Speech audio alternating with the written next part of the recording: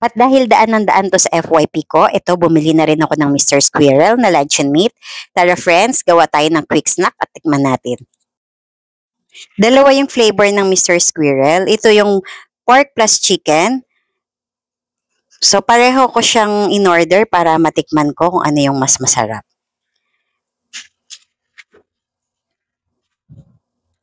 Ito naman yung black pepper pork.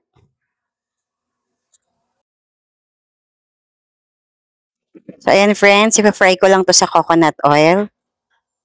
Para sa ating quick snack, ito na yung ating QP mayonnaise, Bibigo seaweed nori, yung niluto kong Mr. Squirrel luncheon meat, cucumbers at tomato. Assemble na natin friends. Lagyan lang natin ng seaweed nori. Tapos ipatong lang natin yung luncheon meat. Lagyan natin ng QP mayonnaise.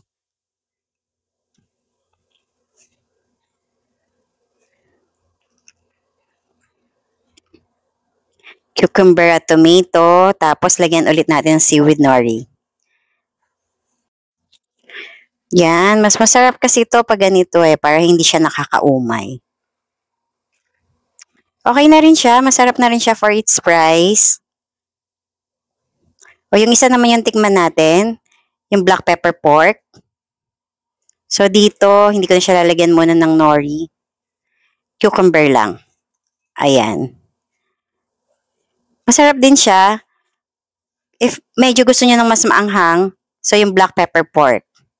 Mas bet ko yung black pepper pork kesa doon sa pork plus chicken.